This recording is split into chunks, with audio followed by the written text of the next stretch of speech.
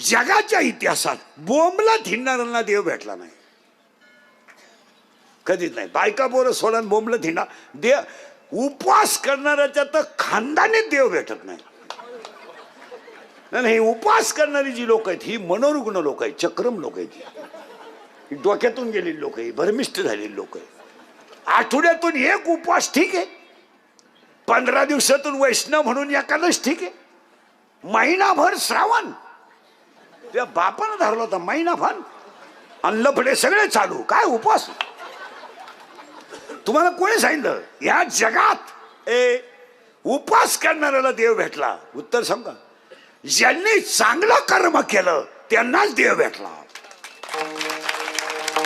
देव गण लावणाऱ्यांना भेटलाच नाही. खाजवीन तिकडे टिपका लावा गंध, 16 हाताला आलाय गंध, पावशर गंध लागतोय काही लोकांना रोज. 9 रुपये पावशर गंधी लावून करायचं काय? परत मागे फिरा. मला जगात असा एखादा ग्रंथ सांगा, एखाद्या माणसाचं नाव का व्याजाचा धंदा करणारी माणसं नीट मेलीत. इथं 2-4 जण आहेत. तुम्ही गंध किती लावा तुमचं वाटोळच होणार. तुम्ही म्हणाल महाराज सोडून नंगाट का बोलला? 16व्या अध्यायामध्ये बारीक आहे का, 16व्या अध्यायात 473 ओव्या आहेत, 473. आणि 473 ओव्यांमध्ये 2च संपत्ती आहेत, दैवी संपत्ती आणि आसुरी संपत्ती. पण दैवी संपत्तीचे 26 गुण आहेत आणि आसुरी संपत्तीचे 6 गुण आहेत. पण ओव्यांचा जर अभ्यास केला ओव्यांचा तर दैवी संपत्तीच्या ओव्या कमी आहेत आणि आसुरी संपत्तीच्या ओव्या जास्त आहेत.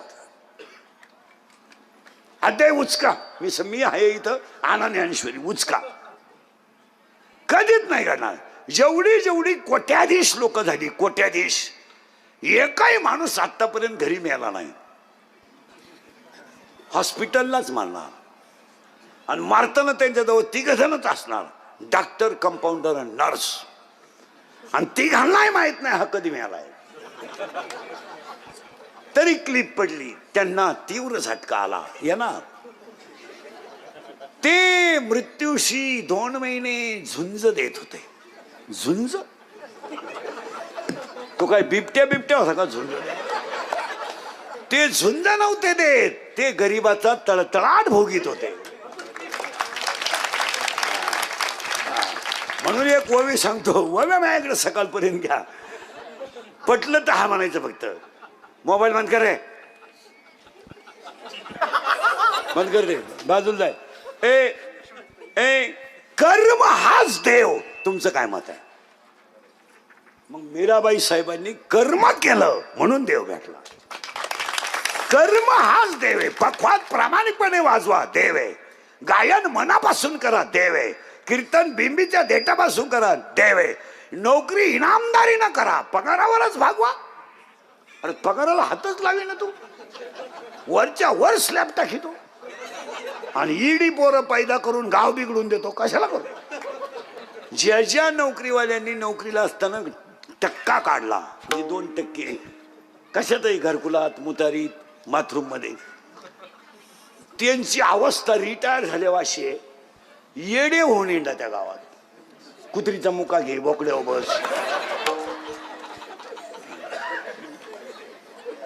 एकटेच बोला त्या, एकटेच हसा त्या, काही करतील ते, काही बी.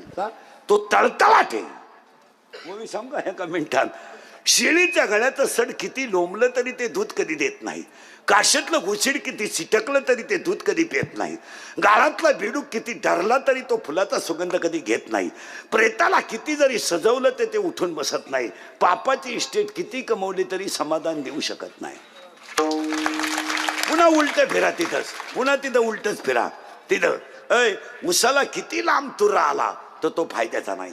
साबरीचं वन किती मोठं लावलं तर ते फायद्याचं नाही, फायद्याचं नाही. पुन्हा ओवी सांगा, खडकावर पडलेला पाऊस कधी गावाच्या फायद्याचा नाही आणि भाजून पेरलेलं बी कधी उतरू शकत नाही, कधीच नाही. कधी तुम्हाला वाटतं तसं. पुन्हा उलट फिरवतो. कर्म हाच देव. मान्य फिट करा. अभ्यासापेक्षा श्रेष्ठ ज्ञान, ज्ञानापेक्षा श्रेष्ठ देवाचं गेलं बाबा. ध्यान. आणि दुसरी ओवी आहे कर्म हाच देव. कर्म. जगातले सगळे संत देवाकडे गेलेत, पण सावता बाबा असे संत आहेत देव त्यांच्याकडे आलेत. पुन्हा ऐका, अख्खं जग देवाची पूजा करतंय. अख्खं जग देवाची पूजा करतंय. देव तुकोबारायची पूजा करीत होते. अख्ख्या बाया उपवास करतात, पण देव जनीला जळू लागत होते. तुम्ही अभ्यास करा. अख्ख्या पुरी भजन करतात, पण देव मीराबाईचं विष पेत होते. असं उठ हे चालतच नाही. नाही नाही नाही, मला वाटतंय वाटूनच देऊ नको तुला. मला वाटतंय वाटूनच देऊ नको. तू एक तर हरिपाठ पाठ कर, नाही तर नदी येऊ निघ. तुला वाटूनच देऊ नको काही. ओवी सांगू, वासरू मेलं गायचं. गाय काय दूध देत नाही. शेतकऱ्यानं आयडिया केली, वासरू फाडलं आणि त्याच्यात भुसा भरला आणि गाई पुढे ठेवला. गाईनं दूध दिलं. पण हा प्रयोग फक्त जर्शीलाच चालतो, गावराना नाही. गावरानला एका लाटात घडी घरात तांबे आणला. जर्सी तर काय नाही. जर्सी ए बरे ए बरे वैगळे रांगेत. त्याला पाणी कोण देत ते ठेवते पाणी तिथं खाली. ती फेकून ती बाटली तिथं. मी पिलो तरच तुम्हाला पाणी. मी पिलो. तुम्ही काहीच न करता 1.5 बाटली आणली. मी तसंच उडतोय. म्हणजे बंगलेवाल्याला घरकुल असं आहे. माझा जीव चाललाय आडून. त्यांनी बाटल्या रे कमाई. म्हणजे रोजगार हमी, काम कमी, निम्यात तुम्ही हमी. विठाला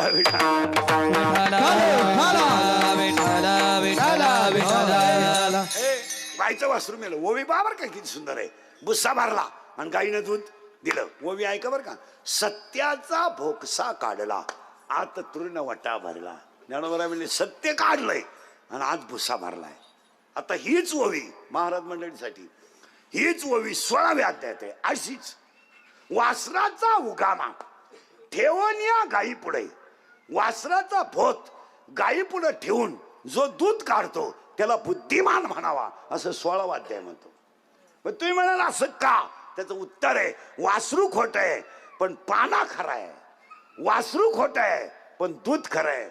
जग खोट आहे पण संतन ग्रंथ खरे आहेत. हे त्याचं ओळीचं उत्तर आहे. परत थोडं मागं फिरायचं. 3 ओव्या क्लिअर झाल्या. आता पुढची ओळी. अभ्यासापेक्षा श्रेष्ठ ज्ञान, ज्ञानापेक्षा श्रेष्ठ देवाचं ध्यान, आणि कर्म हाच. शेतकऱ्यानं एकच काम करायचं. काय करायचं? 18व्या अध्यायामध्ये 880 नंबरची ओवी आहे. किंबहुना कृषी जिने गोधने वर्तोन ज्यावे. त्यानं गाय पाळायची, बैल पाळायची. नोकरीवाल्यानं इनाम, दुकानदारानं व्यापार काट्याला झटका न मारता कमवायचा. आत्तापर्यंत जेवढे किराणा दुकानदार झाले, अख्ख्या दुकानदाराने आत्तापर्यंत आजच्या तारखेपर्यंत प्रत्येक माणूस 5 ग्रॅमला खाला. किलो माग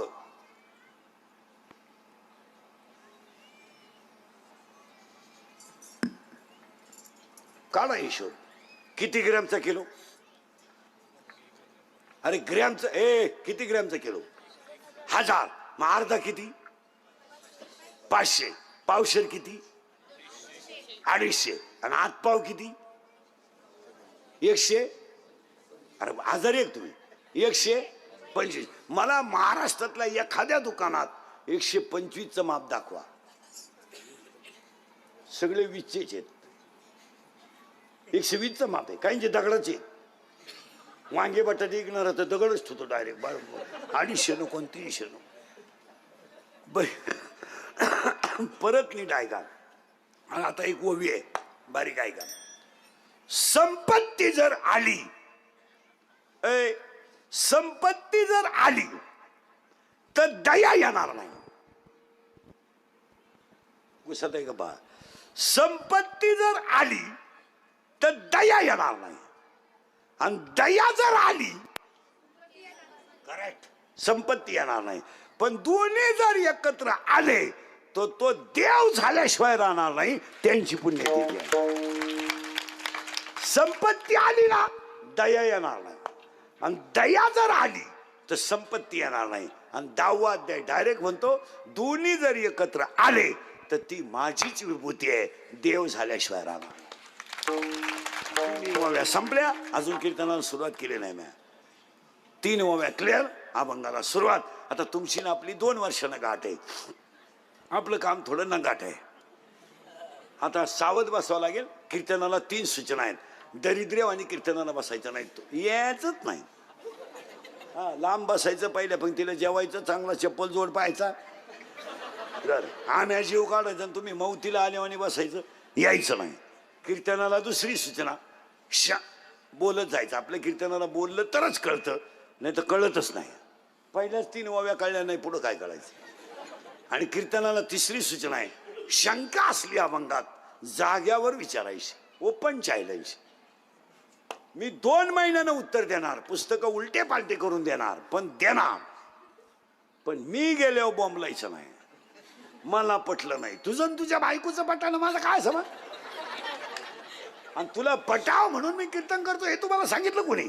आई साहेबांच्या गादीवर आई साहेब जशी बुद्धी देतील तसं कीर्तन. नाही पटलं आमचा तुमचा काय समज, नाही पटलं घरी जाय. 3 पत्ते पाळायचे आणि अभंगाला सुरुवात. आज कीर्तनाला घेतलेला अभंग काकड्याच्या मालिकेतला, भुपाळीच्या मालिकेतला खालून 2 नंबरचा अभंग आहे. बारीक आहे का? अभंग काकड्यातला आहे. आणि काकडा आणि हरिपाठ या 2 गोष्टी जरा बारीक आहे का? सुरुवात झाली अभंगाला. काकडा आणि हरिपाठ, माळकरी मंडळींनी आहे का, मेल्यावर मोक्ष मिळतो किंवा नाही हा वादाचा प्रश्न आहे. डोक्यात घुसत आहे का बा? माणूस मेल्यावर त्याला मोक्ष मिळतो किंवा नाही हा वादाचा प्रश्न आहे. पण हरिपाठ काकडा केल्यावर जिवंत मोक्ष मिळतो हा 2025चा प्रश्न आहे. मेल्यावर काय होईल? आता समजा मी मेलो, मरणार नाही, मेलो, माझी बायका पोरं रडली आणि त्यांनीच मला जाळलं ना, मी तसा पेटत नव्हतो, टायर वापरले, तसा पेटत नव्हतं, मिठाची गोल ओतली. हा माईक व्यवहार आहे, हा माईक व्यवहार आहे. याचा परमार्थाशी काहीही संबंध नाही. काही जमत हे बायका पोरं बिर ही सगळी भामट्याची टोळे, यांच्या नादी लागून जो मेला असतो. काही माणसं म्हणतात मी जर 5-6 दिवस घरी गेलो नाही तर काय होईल?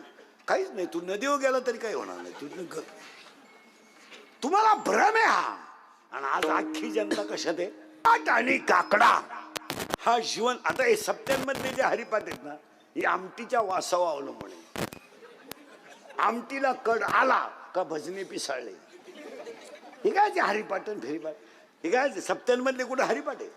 काकडे काही काकड्याला उठतात, हरिपाठाला उठत नाही, कीर्तनाला राहत नाही. ते म्हणजे आम्हाला काकडा करावा लागतो. काकडा करतो म्हणजे तुझा देवाचा काय हागम आहे का?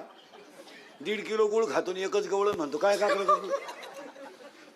या लोकांना का एक वाक्य सांग का, जगात जेवढे ग्रंथ आहेत तेवढ्या ग्रंथाचा सार म्हणजे हरिपाठ आहे. तुम्ही जगात हे रामायण महाभारत काय तुमचं पुराण फिराण काय असेल ते कोणताही ग्रंथ सापडा, हरिपाठा इतका श्रेष्ठ ग्रंथ नाही. आणि पुरी ध्यानात ठेवा, यांच्या इथं शिकायला असणारी पोरं सोरं 27 गायक वादक 27 अभंग कधी नाचून म्हणायचे नाहीत, 27 अभंग कधी उड्या मारून म्हणायचे नाहीत, 27 अभंग कधी अश्लील चाली लावून म्हणायचे नाहीत, आणि 27 अभंग कधी नाचून म्हणायचे नाही. तुम्ही म्हणाल का? का मारकरी मंडळी, हरिपाठातले 27 अभंग कधी नाचून म्हणू नये. का माहिती आहे तुम्हाला? ते 27 अभंग लिहिणारं बाळच इतकं कोवळं आहे की त्याचं वयच फक्त 15 वर्ष आहे. आणि 15 वर्षाचं बाळ विश्वाची आई आहे. आमच्या 55 वर्षाच्या म्हाताड्याचा हरिपाठ पाठ नाही, 16 नातू आहे त्याला. आणि त्याचा पोरे म्हणतो माझ्या बापाची 71वी करायची आहे. इतक्या दिवस तो बाप